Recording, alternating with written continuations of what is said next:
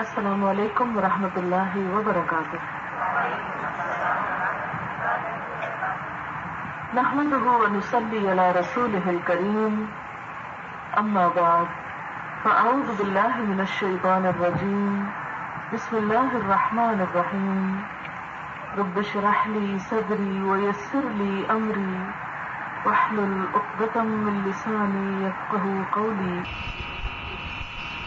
يا أيها الذين آمنوا بالله ورسوله والكتاب الذي نزل على رسوله والكتاب الذي أنزل من قبل ومن يكفر بالله وملائكته وكتبه ورسله واليوم الآخر فقد ضل ضلالا بعيدا. صدق الله العلي العظيم. شروع کرتی ہوں اللہ کے نام سے جو بے انتہا مہربان نہایت رحم فرمانے والا ہے. اے لوگوں جو ایمان لائے ہو، ایمان لے آؤ اللہ پر اور اس کے رسول پر اور اس کتاب پر جو اس رسول پر نازل کی گئی اور اس کتاب پر جو اس سے پہلے نازل کی گئی، اور جو اللہ اور اس کے فرشتوں اور کتابوں اور رسولوں اور یوم آخرت کا کفر اختیار کرے گا، ان کا انکار کرے گا، تو وہ در حقیقت بہت دور کی گمراہی میں جا پڑا. یہ سورۃ النساء کی آیت میں نے آپ کے سامنے رکھی ہے، ایمان سے متعلق ہے. اللہ سبحانہ و تعالی ہم سے ایمان لانے کو کہتے ہیں. بظاہر دیکھنے میں تو یہ بات بڑی عجیب سے محسوس ہوتی ہے کہ آپ ہمیں کہہ رہے ہیں کہ ہم ایمان لائیں. کیوں؟ ہم کوئی بے ایمان، ہم کوئی کافر ہے کہ جو ہم ایمان لائیں؟ ہم تو اہل ایمان ہیں. نہیں، اللہ سبحانہ و تعالی آپ سے آپ کے تجدید ایمان کے لیے کہہ رہے ہیں اور اس حقیقی ایمان کا مطالبہ کر رہے ہیں جو اللہ سبحانہ و تعالی کو مقصود ہے. اور وہ حقیقی ایمان کیا ہے اس کا ابھی ذکر ہوتا ہے. ایمان کی دراصل حیثیت کیا ہے؟ ایمان کو ہم ایک بیج سے تشبیہ دے سکتے ہیں. اگر اس بیج کو مناسب جگہ، مناسب زمین، مناسب پانی، آب و ہوا اور موسم نصیب ہوگا تو وہ بیج بہترین شکل میں پھلے پھولے گا اور بہترین پھل لائے گا. اور اگر اچھی سے اچھی نوعیت کا اور اچھی سے اچھی قسم کا بیج آپ ایک بوتل میں سجا کر اپنے ڈرائنگ روم کی زینت بنا دیں تو وہی بیج آپ کو کوئی فائدہ نہیں دے گا، آپ اس سے کچھ بھی حاصل نہ کر پائیں گے. لیکن اگر وہ بیج بہترین زمین میں جاتا ہے تو بہترین پھل لاتا ہے. بالکل اسی طرح جتنا عمدہ نوعیت کا ہمارا ایمان ہوگا اتنے ہی اس کے آثار اور اس کا اظہار بہترین طریقے پر ہوگا. ہماری عبادات، ہمارے معاملات، ہمارے طور طریقے، ہماری سوچیں، ہماری نیتیں اتنی ہی خوبصورتی میں ڈھل جائیں گی. خوبصورتی سے مراد وہ خوبصورتی جو اللہ سبحانہ و تعالیٰ کی نظر میں خوبصورتی ہے. یہاں پر اللہ سبحانہ و تعالیٰ جس چیز کا حکم دے رہے ہیں وہ یہ کہ ایمان لے آؤ. کس پر ایمان لاؤ؟ اللہ پر، اس کے رسول پر، پھر کتاب پر. کس کتاب پر؟ جو حضور صلی اللہ علیہ وسلم پر نازل ہوئی، یعنی قرآن پاک، اور اس کتاب پر جو آپ سے پہلے نازل ہوئی. لیکن یہاں پر یہ بتاتی چلوں ساتھ ہی کہ ہم سے کسی ایسی کتاب پر ایمان لانے کا تقاضا نہیں کیا گیا جو حضور صلی اللہ علیہ وسلم سے بعد بھی آنے والی ہو. ہمیشہ یہ ہوتا رہا کہ ہر نبی نے اپنے آنے والے نبی کے بارے میں بشارت دی اور آنے والے نبوت اور پیغمبری کے بارے میں بتایا. لیکن حضور صلی اللہ علیہ وسلم کے بارے میں واضح طور پر فرما دیا کہ وہ آخری نبی ہیں اور آپ صلی اللہ علیہ وسلم کے بعد کوئی نبی نہیں آئے گا اور آپ کی کتاب آخری کتاب ہے. پہلی جتنی بھی شریعتیں آئیں، جتنی بھی کتابیں آئیں، ان تمام کتابوں میں، ان تمام شریعتوں میں تبدیلی ہو گئی، پھر ہو گیا. لوگوں نے اپنی مرضی سے اس کے معنی، اس کے الفاظ تک بدل ڈالے. لیکن دین اسلام کے بارے میں اللہ سبحانہ تعالیٰ نے فرمایا کہ الیوم اکملت لکم دینکم، آج میں نے تمہارے لیے تمہارا دین مکمل کر دیا. یہ ایک مکمل دین ہے. کتاب کے بارے میں فرمایا انا نحن نزلنا الذکر وانا له لحافظون، کہ یقیناً ہم نے ہی اس ذکر کو، اس کتاب کو نازل کیا ہے اور ہم ہی اس کی حفاظت کرنے والے. تو گویا دین بھی مکمل ہو چکا، کتاب بھی محفوظ ہو چکی. لہذا اس کے بعد کسی اور نبی کی، کسی اور پیغمبر کی، کسی اور کے آنے کی ضرورت باقی نہیں رہتی. پھر یہ کہ اس امت کے ذمے وہ ذمہ داری ڈال دی گئی تمام امت کے ذمے جو اس سے پہلے مختلف انبیاء پر ڈالی جاتی رہی اور وہ ذمہ داری کیا ہے کہ یہ امت حق کی گواہی کو لوگوں کے سامنے رکھے، جس کے بارے میں اللہ سبحانہ وتعالیٰ نے فرمایا کہ وَكَذَلِكَ جَعَلْنَاكُمْ أُمَّةً وَسَطًا، ہم نے تمہیں امت وسط بنایا. کس لیے بنایا؟ لِتَكُونُوا شُهَدَاءَ عَلَى النَّاسِ، تاکہ تم لوگوں کے سامنے حق کی گواہی کا پیغام رکھو. تو بہرحال ہم اپنے اسی اصل موضوع کی طرف پلٹتے ہیں، ایمان کی جانب، کہ ہم سے کس کس چیز پر ایمان لانے کا مطالبہ کیا جا رہا ہے. اللہ پر، رسول پر، اس کتاب پر جو حضور صلی اللہ علیہ وسلم پر نازل کی گئی، اور اس کتاب پر جو آپ سے پہلے نازل کی گئی. اور پھر فرمایا کہ اگر تم نہیں ایمان لاؤ گے تو اس کی دوسری شکل کیا ہے؟ کفر. اور جو بھی فرشتوں کا، کتابوں کا، رسولوں کا، آخرت کے دن کا انکار کرتا ہے، انہیں نہیں مانتا، تو وہ دراصل گمراہ ہے، اور اس کی گمراہی دور کی گمراہی ہے. اب ایمان کا مطلب کیا ہے؟ ایمان کا مطلب ہے کسی چیز کو مان لینا، تسلیم کر لینا، اس پر یقین کر لینا، اعتماد کرنا. جیسے ہمارا اس بات پر یقین ہے کہ آگ جلاتی ہے، لہذا آگ سے ہم اپنے بچوں کو، اپنے فرنیچر کو، اپنے گھر کو، اپنے کپڑوں کو، ہر چیز کو بچاتے ہیں، کیونکہ ہمارا یہ ایمان ہے کہ آگ جلانے والی چیز ہے. ہمارا ایمان ہے کہ زہر انسان کو ہلاک کر دیتا ہے، لہذا ہم ہر طور پر اس زہر سے بچنے کی کوشش کرتے ہیں، اس کی چھوٹی سے چھوٹی مقدار بھی ہم نہیں کھاتے. اسی طرح ہمیں معلوم ہے کہ جراثیم اور گندگی انسان کو بیمار کرتی ہے، لہذا ہم پوری کوشش کے ساتھ اس گندگی سے بچنے کی کوشش کرتے ہیں جو انسان کو بیمار کر سکتی ہے. مثال کے طور پر اگر ہمیں معلوم ہو کہ فلاں شخص کو ایڈز کی بیماری ہے تو ہم اس کا خون کبھی بھی نہ لیں، خواہ ہم مر ہی کیوں نہ رہیں. تو یہ کیا ہے؟ یقین کی بات ہے نا، کہ فلاں بیماری، فلاں چیز فلاں کا سبب ہے. اسی طرح ایمان جو ہے وہ عمل کی بنیاد ہے، عمل کا سبب ہے. اگر ایمان کے نتیجے میں عمل نہیں آ رہا تو سوچنے کی بات ہے کہ پھر وہ کہاں خرابی ہے اور کس درجے کی خرابی ہے. اس یقین میں کچھ کمی ہے، کیونکہ جتنا یقین انسان کا پختہ ہوتا ہے اتنا اس کا عمل بدل جاتا ہے. اور جہاں پر عمل نہیں بدلتا وہاں پر ایمان ناقص ہوتا ہے، اور ناقص ایمان انسان کو فائدہ نہیں دے سکتا جیسا کہ ایمان کا فائدہ ہے. اب آپ دیکھیں کہ ایمان کے بارے میں ہی حضور صلی اللہ علیہ وسلم نے فرمایا کہ ایمان کی 70 سے کچھ اوپر شاخیں ہیں، اور ان شاخوں کو جاننا ہمارے ایمان کا ہی ایک حصہ ہے.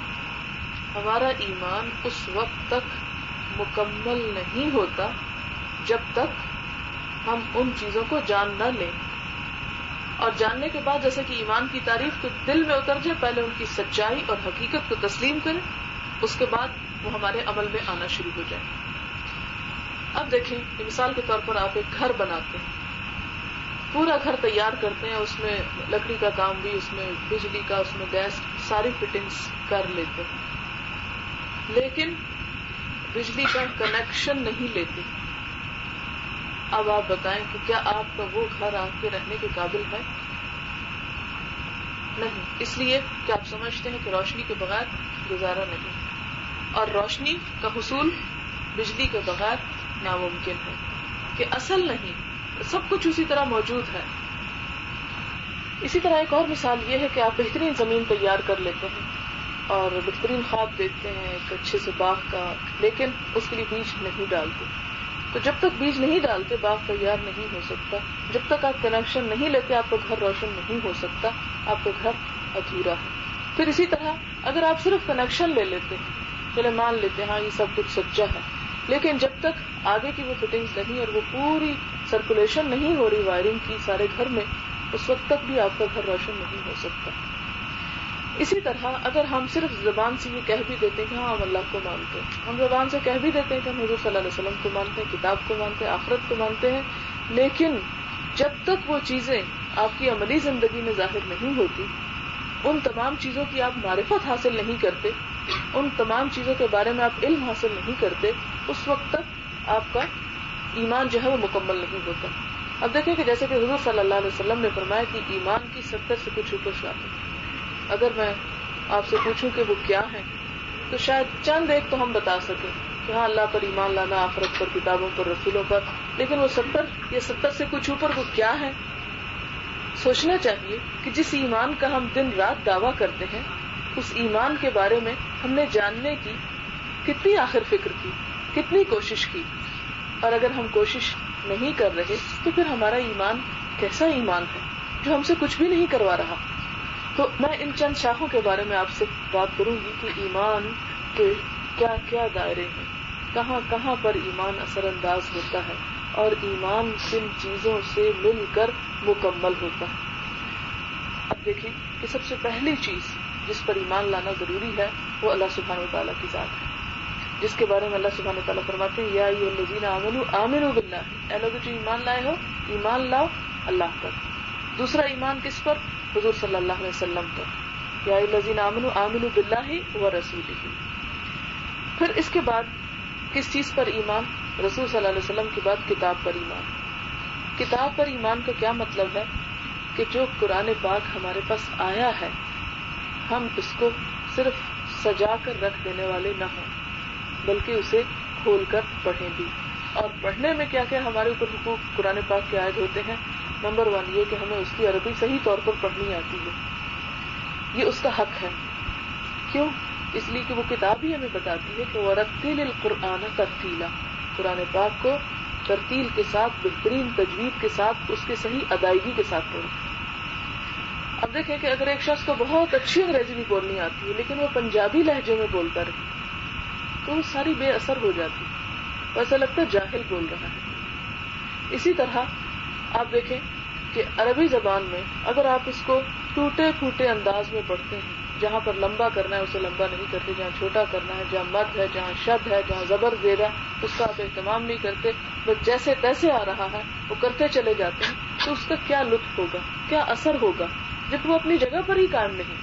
اس کی مثال آپ اس طرح سمجھیں کہ جیسے آپ سیلڈ بنا رہے ہیں, سیلڈ میں آپ ڈال رہے ہیں کیوکمبر بھی ڈال رہے ہیں, کھیرا ڈال رہے ہیں, گاجر ڈال رہے ہیں, مولی ڈال رہے ہیں اور پیاز ڈال رہے ہیں.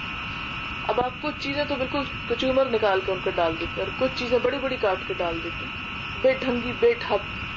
بھلا بتائیں کہ ایسی چیز کو چاہے اس کا ذائقہ کتنا بھی اچھا ہو, دیکھ کے ہی آپ کہیں گے نہیں میں نہیں کھا سکتا, یہ میں نہیں اسے کھانا چاہتا.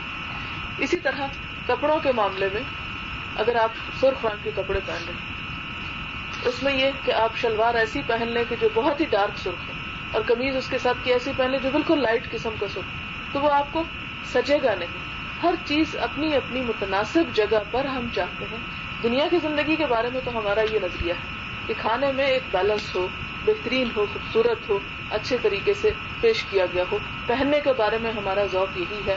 اسی طرح اپنے سارے تراش خراش کے بارے میں ہم سمجھتے ہیں کہ ہمیں بہت ویل ڈریسڈ اور بہت اچھی طرح زندگی گزارنی چاہیے. لیکن دین کے معاملے میں اور کتاب کے معاملے میں ہم اتنے سست کیوں ہیں؟ ہم میں سے جتنی بھی مائیں ہیں اچھی طرح جانتی ہیں کہ ہم اپنے بچوں کی دنیا کی تعلیم کے بارے میں کتنے فکر مند ہیں. یہاں سے ایک نمبر کم نہ آ جائے, وہاں یہ ہو جائے, پوری طرح دن رات ان کے ساتھ ہم جاگتے ہیں, پریشان ہیں, جہاں بیٹھے ہیں ہمارے دل وہیں اٹکے ہوئے ہیں کہ وہ کسی طرح پڑھ لیں, ان کے امتحان اچھے ہو جائیں.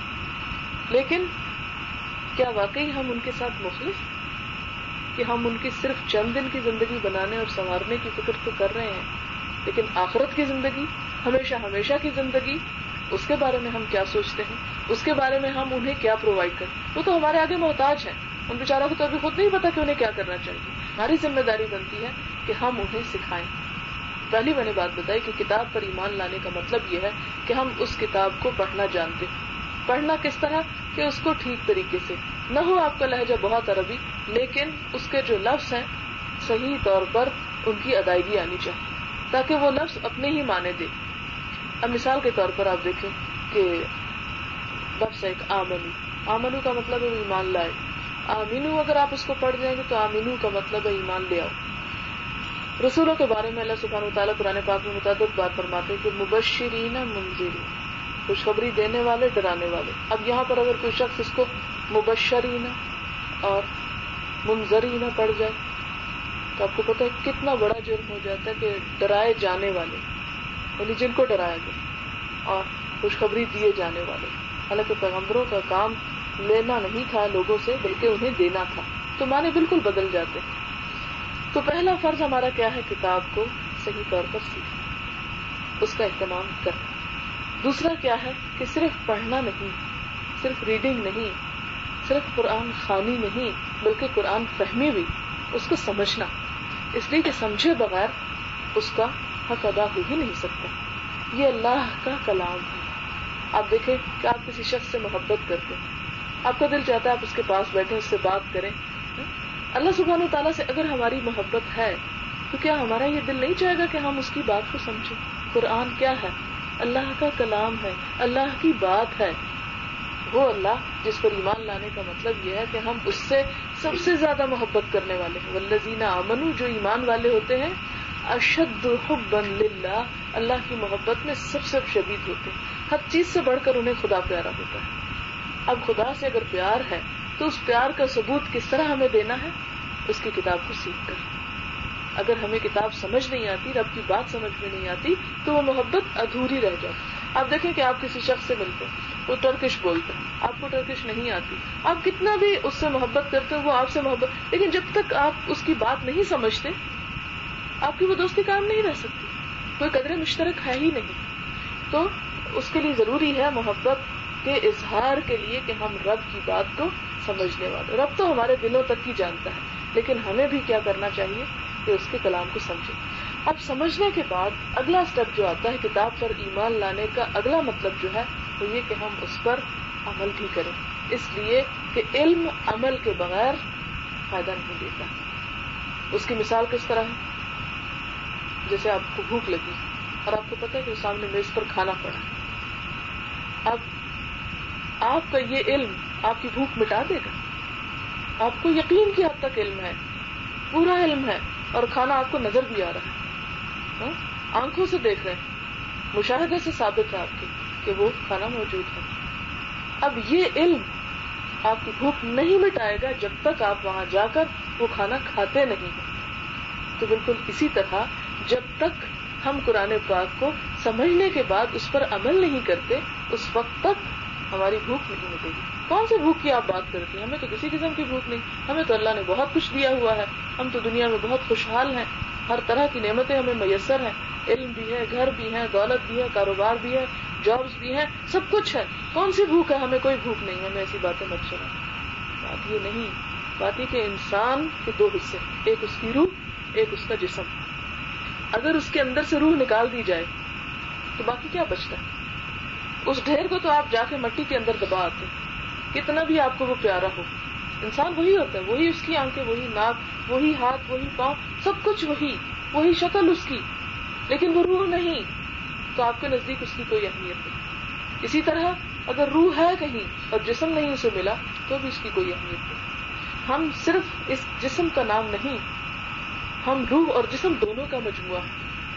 جسم کو پالنے کے تو ہم سارے طریقے اختیار کرتے, اس کا پیٹ بھرنے کے لیے تو ہم سارے پاپڑ بیلتے, لیکن اس روح کی بھوک مٹانے کے لیے, اس روح کی پیاس مٹانے کے لیے, اس کو بجھانے کے لیے ہم کیا کر رہے ہیں؟ اور روح ہے کیا؟ اللہ سبحانہ وتعالیٰ قرآن پاک میں ہمیں بتاتے ہیں, یسألونک عن الروح, یہ لوگ آپ سے روح کے بارے میں سوال کرتے ہیں. قل الروح من امر ربی, ان سے کہہ دو کہ روح میرے رب کا امر ہے, یعنی اس کا رشتہ اور صلہ رب سے جڑا ہوا ہے. اب جو امر ربی ہمارے اندر موجود ہے, اس کی ضرورت اگر ہم پوری نہیں کریں گے, اور اس کی ضرورت کیا ہے کہ اسے اس کے رب کے ساتھ ملا کے رکھا جائے. اس کی بھوک کیا ہے کہ وہ اپنے رب کی تلاش میں ہے. یہی وجہ ہے کہ دنیا میں آنے والا ہر بچہ جب بولنا شروع کرتا ہے اور اسے بتایا جاتا ہے یہ اللہ نے پیدا کیا, اللہ نے, وہ پوچھتا اللہ کون ہے, اللہ کہاں ہے, اللہ کیسا ہے. ہر بچہ یہ سوال کرتا ہے. وہ کہاں سے سیکھتا ہے؟ کس نے اس کے ذہن میں ڈالا؟ خدا ہی نے تو ڈالا. خدا تعالیٰ فرماتے ہیں کہ میں ہر انسان کو اس کی فطرت پر پیدا کرتا ہوں, پھر اس کے ماں باپ اس کو یہودی یا عیسائی بنا دیتے. کیا تم نے کبھی دیکھا کہ کسی اونٹنی کے پیٹ سے کن کٹا بچہ پیدا ہو؟ نہیں, تم ان کے کان کاٹتے ہو, جیسے مشرکین کے ہاں رسم و رواج تھا. مشرکین کے ہاں رواج تھا, یہ 8ویں 9ویں پارے میں بھی آپ پڑھیں گے کہ وہ جانوروں کو بتوں کے نام پر ان کے کان کاٹ کے اونٹنیوں وغیرہ کے تو آزاد کر دیتے تھے. اور مختلف طریقے ہوتے تھے, کہیں کسی کا چھوٹا کٹا, کسی کا بڑا کٹا, تو پتا ہوتا تھا کہ ہاں یہ فلاں کے نام کا ہے. اس کو پھر کوئی چھیڑتا نہیں تھا, نہ اسے کوئی پکڑتا, نہ اس کا دودھ پیتا, نہ اس کو ذبح کرتا, وہ پھر آزاد پھرا کرتا تھا. وہ ایک شناخت تھی. تو اسی طرح یہ کہ اس کی وہ شناخت رب نے تو وہ نہیں کہا, تم نے خود ہی وہ دے دی. تو بات یہ ہو رہی ہے کہ جب تک ہم روح کو اس کی غذا نہیں دیتے. اب دیکھیں, آپ بہترین ایک گاڑی لے لیں, خوبصورت بہترین نئے سے نئے ماڈل کی, اگر اس کے اندر آپ ڈیزل نہیں ڈالتے اس میں پیٹرول نہیں ڈالتے, اس کی غذا نہیں مہیا کرتے, نہیں چلے گی, رک جائے گی. اسی طرح جب تک ہم اپنی اس روح کی غذا اسے فراہم نہیں کرتے تو کیا کرے گی, یہ ہمیں ہی ستانا شروع کر دے گی. ہمارے اندر ہی ڈپریشن پیدا ہوگا. کوئی بیماری نہ ہوتے ہوئے ہم بیمار ہیں, کوئی دکھ نہ ہوتے ہوئے ہم دکھی ہیں, کوئی خوف نہ ہوتے ہوئے ہم خوف زدہ ہیں. یہ سب کچھ کہاں سے آ گیا؟ اسی وجہ سے تو آ گیا کہ ہم نے صرف ظاہر کو خوب اہمیت دی, اور جو ہمارا اندر تھا اس کی ضرورتوں کو ہم بھول گئے. تو اس کے لیے اللہ سبحانہ وتعالیٰ نے امر ربی کے لیے یہ دوسرا امر اتارا, اور وہ دوسرا امر کیا ہے؟ اللہ کی کتاب.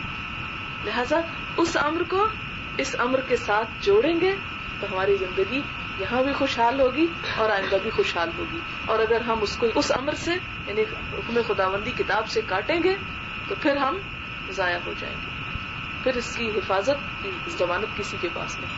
اب دیکھیں اس پر ایمان لانے کا مطلب کیا ہے.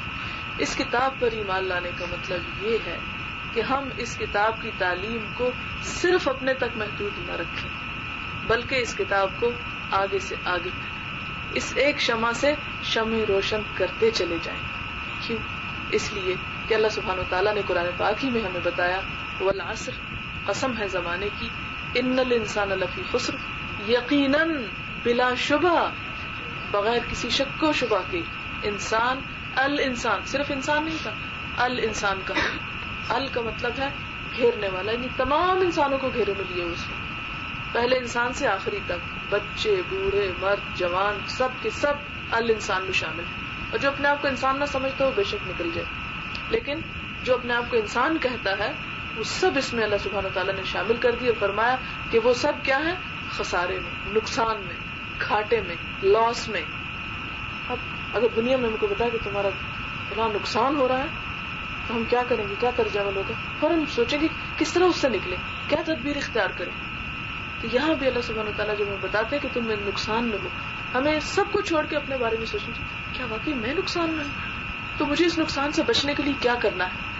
اب کون بتائے گا؟ وہی بتائے گا جو ہمیں نقصان میں بتا رہا ہے. وہ بتاتا ہے الا الذین آمنوا, سوائے ان لوگوں کے اس نقصان سے بچے ہوئے کون ہیں؟ وہ جو ایمان لے آئے. دوسرے نمبر پر وعملوا الصالحات, اس ایمان کا اظہار عملی طور پر انہوں نے کیا, اور صرف یہ نہیں کہ خود عمل کرتے رہے بلکہ اسے وتواصوا بالحق, اس حق کو, اس سچائی کو, اس حقیقت کو جسے انہوں نے خود تسلیم کیا اسے لوگوں کو بھی بتایا, اس کے پھیلانے کے سبب اور وسیلے اور بندوبست کرتے رہے. اس کے لیے جان مال, اپنی صلاحیتیں, اپنا دماغ, اپنی طاقتیں, اپنی قوتیں, وہ ساری نعمتیں جو رب نے انہیں دی اس کو آگے پھیلانے میں کہ کوئی بھی امر ربی سے محروم نہ رہ جائے, سب تک یہ روشنی پہنچ جائے, سب دلوں میں خوشحالی آ جائے اور سب دلوں میں سکون پیدا ہو جائے اور سب لوگ آخرت کے نقصان سے بچ سکیں. لہذا یہ بات ہم اپنے تک رکھ ہی نہیں سکتے. جیسا کہ اللہ سبحانہ تعالیٰ نے بنی اسرائیل کی ایک قوم پر عذاب بھیجا, ایک حدیث میں آتا ہے تو فرشتے ہمیشہ ایسے کیا کرتے ہیں کہ جب بھی عذاب آتا ہے کسی قوم پر تو گھوم پھر کے گلیوں بازاروں میں دیکھتے ہیں کہ کیا کوئی ایسا شخص تو نہیں جو نیکوکار ہو یا جس کو یہاں سے بچایا جا سکتا ہو. جیسا کہ آپ جانتے ہیں کہ حضرت نوح علیہ السلام کی قوم پر جب عذاب آیا تو حضرت نوح علیہ السلام اور جو ایمان والے تھے وہ سب بچا لیے گئے اور باقی غرق کر دیے گئے. اسی طرح حضرت صالح علیہ السلام کے ساتھ حضرت لوط علیہ السلام, ان کی بیوی بھی پیچھے رہ گئی اور جو ایمان والے تھے وہ راتوں رات وہاں سے نکل آئے. تو یہ اللہ سبحانہ وتعالیٰ کا طریقہ کار ہے کہ وہ عذاب سے پہلے اپنے ان اہل ایمان کو جو واقعی اس کے دین پر ہوں انہیں بچا لیتا ہے. اب یہ کہ وہ فرشتے جب گھوم پھر رہے تھے تو انہوں نے دیکھا کہ ایک شخص بہت عبادت گزار ہے, بہت نیک ہے, تو واپس جاتے ہیں فوراً اللہ سبحانہ وتعالیٰ کے دربار میں کہ اللہ ہم اس بستی پر عذاب کیسے لائیں, اس لیے کہ اس میں تو ایک شخص بہت ہی پرہیزگار, اس نے کبھی کوئی گناہ نہیں کیا, وہ ہمیشہ عبادت میں مصروف رہتا ہے. تو اللہ سبحانہ وتعالیٰ نے فرمایا کہ تم عذاب کو اس کے گھر سے شروع کرو, وہاں سے عذاب شروع کرو, اس لیے کہ وہ صرف خود نیک ہے, صرف خود عبادت کرتا ہے, صرف خود اطاعت کرتا ہے اور دوسروں کو نہیں بتاتا. اس نیکی کو, اس خیر کو, اس بھلائی کو صرف اپنے تک اس نے محدود رکھا ہوا ہے. اب دیکھیں کہ جب اللہ سبحانہ وتعالیٰ نے ہمیں مکلف قرار دیا, یعنی ہمیں اس بات کا ذمہ دار قرار دیا کہ تمہیں یہ کام بھی کرنا ہے, تو یہ ہے کہ کتاب کا چوتھا حق یہ بنتا ہے کہ ہم اس کتاب کو صرف اپنے تک نہیں، اپنے بچوں تک، اپنے ہمسایوں تک، اپنے رشتہ داروں تک، اپنے ارد گرد ہر طرف اس کو عام کریں. اب ہمارے پاکستانی کی آبادی کو آپ دیکھ لیں، کتنے پرسنٹ ہے جو صرف قرآن پڑھنا ہی جانتے ہیں؟ ناظرہ بہت کم لوگ ہیں. اس لیے کہ آپ اپنے آپ کو نہ دیکھیں یا اپنے گھروں میں نہ دیکھیں، ان کچی بستیوں پر نظر دوڑائیں کہ جہاں پر کوئی ایک بندہ بھی پڑا ہوا نہیں اور نہ ہی وہ پڑھنے کا کوئی اہتمام. بچے سارا دن گلیوں بازاروں میں گھومتے رہتے ہیں ادھر ادھر یا کہیں کام کر رہے ہیں. اور افسوس کی بات یہ کہ اگر ہمارے پاس ہی کوئی کام کرنے کے لیے آ جاتا ہے تو ہم باقی چیزوں کو کچھ نہ کچھ سوچ لیتے ہیں، لیکن کبھی ہمیں یہ نہیں سوچ آئی کہ بھئی ہمارے ذہن میں یہ خیال نہیں آیا کہ یہ بھی ہمارے ہی طرح کا ایک انسان ہے، اس کے ساتھ بھی وہی حشر نشر قبر قیامت دوزخ سب کچھ حساب کتاب لگا ہوا ہے. اس کو روشنی دینا بھی ہمارا ہی فرض ہے. اس کی تعلیم کا بندوبست ہم نہیں کرتے. حالانکہ حضور صلی اللہ علیہ وسلم فرمایا کہ طلب العلم فریضۃ علی کل مسلم، کہ علم حاصل کرنا فرض ہے ہر مسلمان پر بغیر کسی تخصیص کے. رنگ، زبان، اسٹیٹس، نسل، گریڈ، کسی بھی تمیز کے بغیر سب کے سب پر فرض ہے. اب ہم کیا کر رہے ہیں؟ کچھ بھی نہیں کر رہے. اپنے بچوں کو کیا کر رہے ہیں؟ کبھی دل چاہتا تو کر لیتے ہیں، کبھی ہال اٹھتا تو کہہ دیتے ہیں پڑھ لو پڑھ لو. دنیا کے پڑھانے کے لیے ہر وسیلہ اور ہر فیسلٹی دیں گے اور پوری کوشش کریں گے، پوری مدد کریں گے، محبت سے، پیار سے، لالچ سے کسی نہ کسی طرح گھیر گھار کے انہیں لے آئیں گے پڑھو. اور جب دین کی بات ہے گی طرح طرح کی صلواتیں سنائیں گے بیٹھ کے، تم پڑھتے نہیں ہو، تم فلاں ہو فلاں ہو فلاں. وہ بچے معصوم، انہیں پتہ ہی نہیں کہ ماں کس بات پر غضبناک ہوئی چلی جا رہی، کس بات پر یہ اتنا برس رہی ہے. لہٰذا وہ کیا ہوتا ہے، انکانشیسلی ایک نفرت پیدا ہونی شروع ہو جاتی ہے دین سے. دنیا کا کام کرانا محبت سے اور دین کا کام کرانا جھڑک کے، نفرت سے. تو بچوں کو پھر اس میں کیا ملے گا؟ تو کچھ بھی نہیں. نہ انہیں اس کا مطلب آتا ہے، نہ اس کی روح کا علم ہے، نہ انہیں اس کا کوئی فائدہ نظر آتا ہے. اور جب کبھی کبھار نہیں کر پاتے تو اس پہ اتنی لمبی چوڑی ڈانٹ پھٹکار پڑ جاتی ہے. تو ایسا کام بھلا وہ کیوں کرے جب ان خود مختار ہو جائیں گے؟ یہی وجہ ہے کہ ہماری نسلوں کی نسلیں جاہل کی جاہل پیدا ہو رہی. جاہل میں اس لیے کہوں گی کہ ہمارے ہاں وہ جہالت تو واضح ہے، جہالت ہی ہے جہاں پر لوگ پڑھے لکھے نہیں ہیں، یعنی دنیا کی بھی کوئی تعلیم نہیں. اور افسوس کی بات یہ کہ جو ہمارے ہاں بڑی بڑی ڈگریاں بھی رکھتے ہیں ان کا بھی حال کچھ بہت اچھا نہیں. دنیا کے تمام علوم و فنون جو ہیں وہ زیر کیے ہوئے ہیں، لیکن قرآن کی ایک آیت صحیح طور پر شاید نہ پڑھنا چاہتے. کسی ایک کالج میں نکل جائیں، کسی ایک اسکول میں نکل جائیں، ایک سروے کر لیں، لے لیں قرآن پاک، چند آیات رکھ لیں اور 15-20 بچوں سے، 15-20 ٹیچر سے پڑھوا کے دیکھیں، آپ کو پتا چلے گا کہ کیا پڑھ کے دیتے ہیں وہ آپ کو. کتاب اللہ کے ساتھ ہمارا یہ مذاق ہے تو پھر ہمارا ایمان کس درجے کا ایمان ہے. اس کے بعد اگلا ایمان جس چیز کے اوپر ہمیں بتایا گیا وہ تقدیر پر ایمان لانا ہے. تقدیر کیا چیز ہے؟ تقدیر کا لفظ قدر سے نکلا، اور قدر کہتے ہیں عربی زبان میں اندازے کو، کہ اللہ سبحانہ وتعالیٰ نے ہر چیز کو اندازے کے ساتھ پیدا کیا، ضرورت کے مطابق پیدا کیا. اب اس ضرورت کے مطابق کس طرح پیدا کیا، جس کے قرآن پاک میں سورۃ القمر میں ارشاد ہوتا ہے اِنَّا كُلَّ شَيْءٍ خَلَقْنَاهُ بِقَدَرٍ، کہ ہم نے ہر چیز کو اندازے اور تقدیر کے ساتھ پیدا کیا. اب اس اندازے میں اللہ سبحانہ وتعالیٰ کو سب پتا ہے کہ میں اس انسان کو پیدا کرنے کے بعد عقل، فہم، رائے، ارادہ، اختیار دے رہا ہوں، تو یہ اس کا کس طرح استعمال کرے گا. جیسے ایک ہی ماں کی اولاد ہوتی ہے، 2 یا 3 بچے ہیں، پہلے دن سے وہ ماں کے ساتھ چلتے ہوئے ہیں، تو ماں غیب کا علم نہ رکھنے کے باوجود اپنے بچوں کے مزاج کو سمجھتی ہے کہ اس بچے کو میں 100 روپے دوں گی تو اس کا یہ کس طرح استعمال کرے گا، اور یہی پیسے میں دوسرے کو دوں گی تو وہ اس کے ساتھ کیا کرے گا، اور میں تیسرے کو دوں گی تو وہی کی. ایک ہی ماں، ایک ہی پیٹ سے آئے، ایک ہی طریقے پر پلے، ایک ہی محبت اور شفقت دی گئی ہے، لیکن ہر شخص کا طرز عمل مختلف ہے. اللہ سبحانہ وتعالیٰ جو کہ اصل میں پیدا کرنے والا ہے اور انسان کے پیدا ہونے سے پہلے اس کے بارے میں جاننے والا ہے سب کچھ، تو اسے پتا ہے کہ فلاں اور فلاں انسان کو جب میں یہ سب کچھ عطا کروں گا تو اس کے ساتھ کیا کرے گا. یہ اس کا سب اندازہ ہے. تقدیر 2 طرح کی ہوتی ہے، ایک تقدیر وہ ہے جو بدل سکتی ہے اور ایک وہ جو بدل نہیں سکتی. تقدیر انسان کے وہ اختیارات بھی ہیں جو کہ کچھ محدود ہیں اور کچھ غیر محدود ہیں. مثال کے طور پر اس کو بہت آسان طریقے سے یوں سمجھا جا سکتا ہے کہ ایک انسان جیسے کھڑا ہے، آپ اسے کہتے ہیں آپ اپنی دائیں ٹانگ اٹھاؤ، وہ اٹھا لیتا ہے. آپ کہتے ہیں بائیں بھی اٹھا لو، تو وہ نہیں اٹھا سکتا، ایک وقت میں ایک ہی اٹھا سکتا ہے. بالکل اسی طرح اللہ سبحانہ وتعالیٰ نے انسان کو کچھ آزادی دے رکھی ہے، وہ اپنی رائے اپنے اختیار کو استعمال کر سکتا ہے اور کچھ چیزوں میں وہ نہیں کر سکتا. اب مثال کے طور پر آپ یہ نہیں کر سکتے کہ آپ سورج کو مغرب سے لے آئیں، آپ یہ نہیں کر سکتے کہ آپ آگ سے کمرہ ٹھنڈا کرنے کا کام لے سکیں. ان چیزوں میں آپ بندھے ہوئے ہیں، یہ آپ کے اختیار سے باہر ہے. لیکن کچھ چیزیں ایسی ہیں کہ آپ انہیں استعمال میں لا کر اس سے بہت کچھ کر سکتے ہیں. انسان کو خلیفہ بنایا، اس کے ساتھ فرشتوں کو اس کے آگے سجدہ کروایا، ان ساری چیزوں کو مسخر کر دیا. علم آدم الاسماء کلھا، سارے نام سکھا دیے، کائنات کا تعارف کرا دیا. یہ ہے ساری کائنات، یہ میں نے تمہیں سکھا دی کیا کہ میں پیدا کر رہا ہوں، اور یہ ہے فرشتے اور یہ میری دوسری قوتیں، ان کو تمہارے لیے مسخر کر رہا. اور اس کے ساتھ تمہیں ارادہ، عقل، فہم، دماغ، ٹیلنٹ سب کچھ دے کے بھیج رہا. اب تم جانو اور تمہاری دنیا جانو، تم اس میں رہنے کے اور سب استعمال کرنے کے طریقے سے.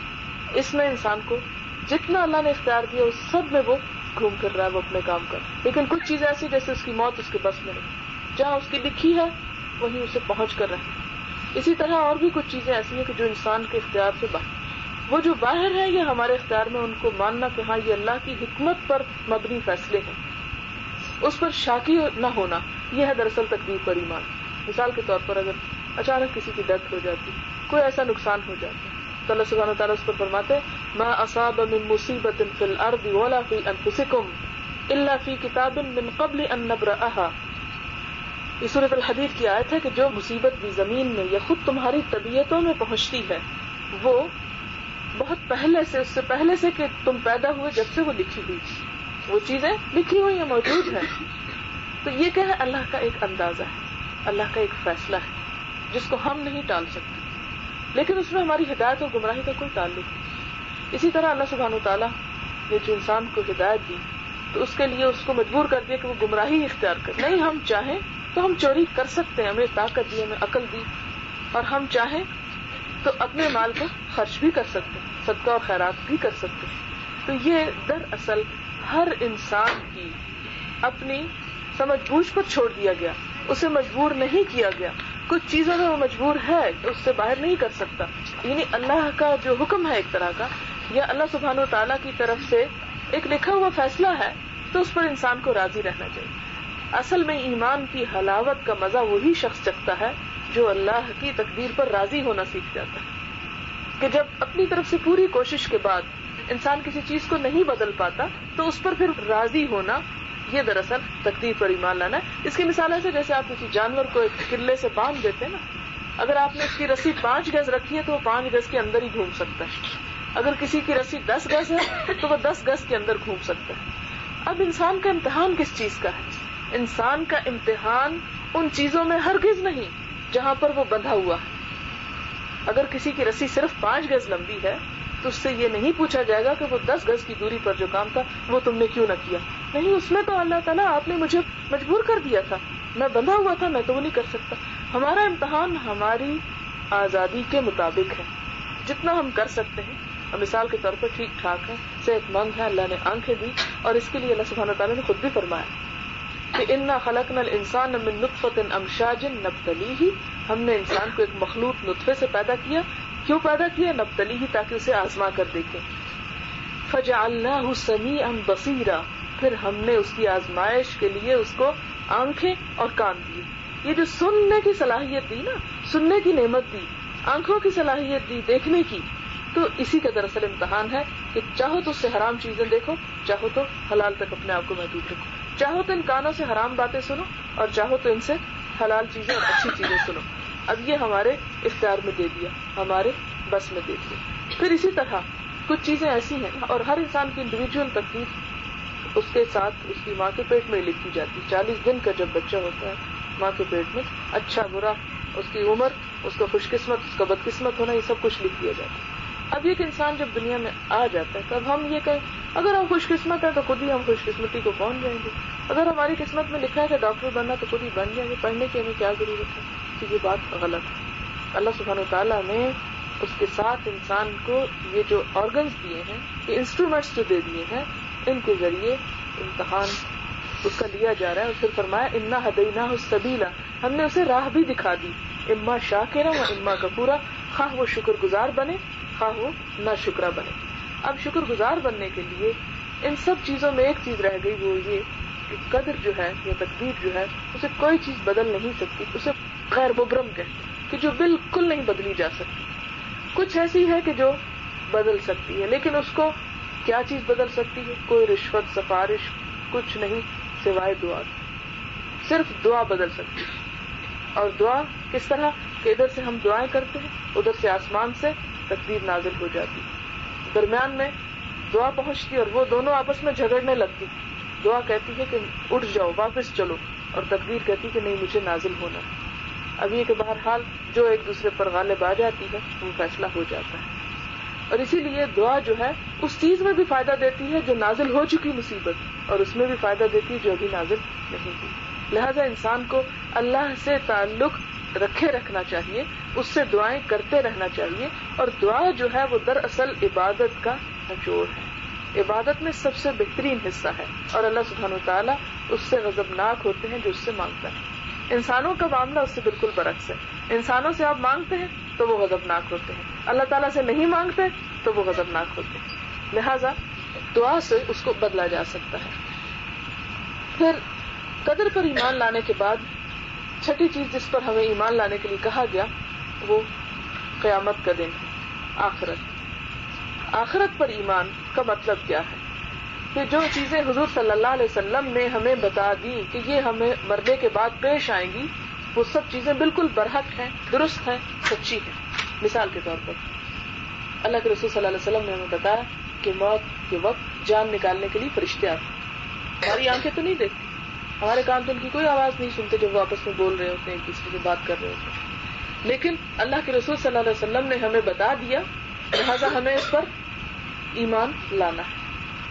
پھر اس کے بعد ہمیں بتایا جاتا ہے کہ قبر میں انسان کا حساب کتاب ہوتا ہے، منکر نکیر آتے ہیں. ہماری عقل اس بات کو مانے یا نہ مانے، ہماری سمجھ میں یہ چیز آئے یا نہ آئے، لیکن ہمیں اس کو ماننا ہے کیونکہ ہم آخرت پر ایمان رکھتے ہیں. اور آخرت میں جو چیزیں شامل ہیں ان سین، ان کے مطابق انسان اپنے طرز عمل کو درست کرتا جائے. انہی میں ایک چیز عذاب قبر ہے. ہم میں سے بہت سے لوگ کہتے ہیں کہ وہ جو ہڈیاں گل سڑ جاتی ہیں اور مٹی میں انسان مل جاتا ہے تو عذاب کہاں؟ یہی تو ایک شک تھا جو کفار مکہ کے دل میں بھی تھا. آپ کو معلوم ہے کہ حضور صلی اللہ علیہ وسلم ایک دفعہ اپنے صحابہ کرام کے درمیان میں تشریف رکھتے تھے تو آپ نے دیکھا کہ مشرکین مکہ میں سے ایک شخص آیا، پرانی ہڈیاں کسی قبر سے نکال کر اور لا کے ان کو چورا کر دیا. آپ کہتے ہیں ان کو دوبارہ اٹھایا جائے گا جبکہ یہ بالکل مٹی میں مل گئی. تو سورۃ یاسین میں بھی آتا نا، قل یحییھا الذی انشأھا اول مرہ، یہ بتا دو کہ انہیں وہی اٹھائے گا، وہی زندہ کرے گا جس نے اسے پہلی دفعہ پیدا کیا. پہلی دفعہ یہ کہاں سے آ گئی؟ اس نے پیدا کیا تو یہ بنی.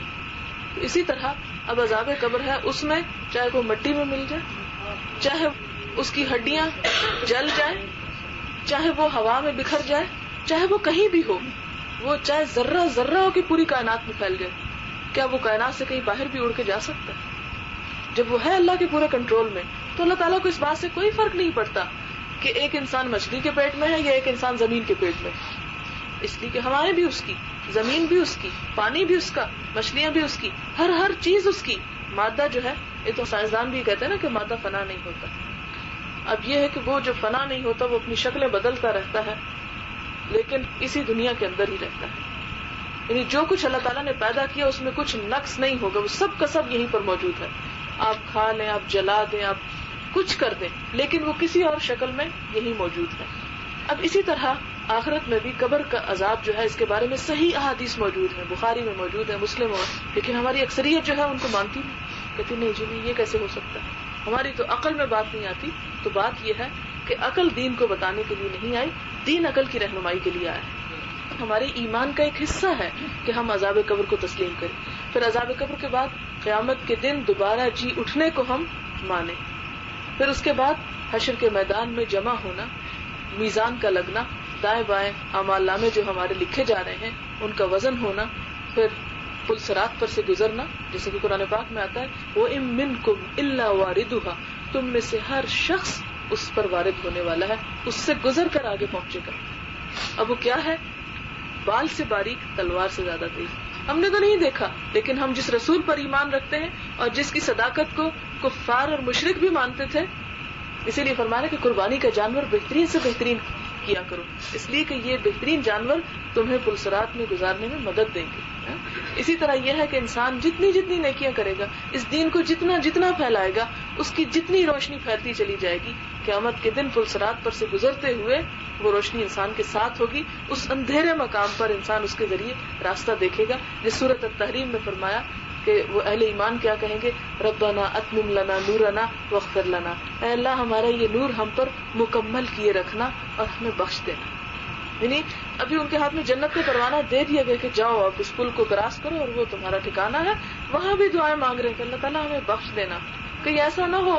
یعنی وہ خوف کی ایک کیفیت وہاں تک. اور ہم دو کام نہیں کرتے، ایک نماز صبح پڑھ لی، کبھی ایک رات کی پڑھ لی اور سب فرض ادا کر رہے. اللہ تعالیٰ کے سجدوں کی کیا ضرورت ہے؟ اللہ تعالیٰ نے کہیں نہیں فرمایا کہ اے بندو تمہارے سجدوں کی ضرورت ہے اور تم سجدہ نہیں کرو گے تو میری کائنات کا سلسلہ رک جائے گا. نہیں، یہ جو کچھ کرنا ہے ہمارے اپنے ہی فائدے کے لیے ہے. پھر اسی طرح یہ کہ قرآن پاک کی متعدد آیات جو ہیں اس پورے حشر کا نقشہ کھینچتی ہیں. تقریباً 1000 آیات ہیں قرآن پاک میں. 1000 جو ہے جزا کے بارے میں ہے، بشارت کے بارے میں ہے. 1000 ڈراوے اور یہ آخرت کے ذکر کے بارے میں. 1000 وعدے ہیں تقریباً. اسی طرح 1000 کے قریب امثال ہیں قرآن پاک میں. تو یہاں پر اس کے بعد اگلے ایمان کا جو حصہ ہے وہ یہ کہ اللہ کی محبت. اس وقت تک کوئی شخص مومن نہیں کہلا سکتا جب تک اللہ اور اس کا رسول اسے ہر چیز سے پیارا نہ ہو جائے. اور ابھی میں نے آیت پڑھی تھی تھوڑی دیر پہلے، والذین آمنوا، ایمان والے کون ہوتے ہیں؟ وہ ہوتے ہیں اشد حبا للہ، جو اللہ کی محبت میں سب سے بڑھ کر ہوتے ہیں. اذان ہونے لگی ہے، میں آپ کو صرف اپنے ایمان کو ٹیسٹ کرنے کی ایک بات بتاتی ہوں. آپ سب یہاں پر جمع ہیں، خدا نہ خواستہ اگر آپ کو باہر سے آ کے اطلاع ملے تمہارا گھر گر گیا ہے، کیا حالت ہوگی ہماری. ابھی کل ہی اللہ کا ایک گھر گرا دیا گیا. مسجدیں اللہ کے گھر ہوتی ہے نا، اس گھر کو گرنے پر ہمارے دلوں میں کیا اسی طرح ہوک اٹھی، کیا اسی طرح تکلیف ہوئی جس طرح ہمیں یہ اطلاع ملے کہ ہمارا گھر گر گیا. تو یہ اپنے آپ سے ہمیں محبت ہے. پھر اس پہ تعویل ہے، ہاں پرانا سا تو تھا اور اس میں 40 سال سے تالا پڑا ہوا تھا. آپ کا گھر چاہے تنکوں کی ایک جھونپڑی کیوں نہ ہو، کوئی گرا جائے بھلا تو کیا حال ہوتا ہے. کوئی کہہ دے کیا تنکوں کی جھونپڑی تو تھی، کیا ہوئی اگر گر گئی. اللہ کا گھر تو تھا، ایک قابل احترام جگہ تو تھی، لیکن ہم نے کیا کیا یا ہم کیا کر رہے ہیں. کیوں آخر ہمارے دشمنوں کو اتنی جرت ہوئی کہ وہ ہماری عبادت گاہوں پر حملہ آور ہوں؟ آخر کیوں؟ سوچنے کی بات ہے. حضور صلی اللہ علیہ وسلم نے فرمایا کہ ایک وقت ایسا آئے گا کہ میری امت پر لوگ اس طرح ٹوٹ پڑیں گے جیسے بھوکے لوگ دسترخوان پر ٹوٹ پڑتے ہیں. تو لوگوں نے عرض کیا، اللہ کے رسول صلی اللہ علیہ وسلم کیا ہم کم ہو جائیں گے، تھوڑے ہو جائیں گے کہ لوگ ہمیں نگلنے کے لیے آ کھڑے. آپ نے فرمایا نہیں، تم تعداد میں بہت زیادہ ہوگے لیکن تمہارے اندر دنیا کی محبت اور موت کا خوف بیٹھ جائے گا. سبحانک اللہم و بحمدک، نشہد ان لا الہ الا انت، نستغفرک و نتوب الیک. والسلام علیکم و رحمۃ اللہ وبرکاتہ. السلام علیکم و رحمۃ اللہ وبرکاتہ. السلام علیکم و رحمۃ اللہ وبرکاتہ. السلام علیکم و رحمۃ اللہ وبرکاتہ. السلام علیکم و رحمۃ اللہ وبرکاتہ. السلام علیکم.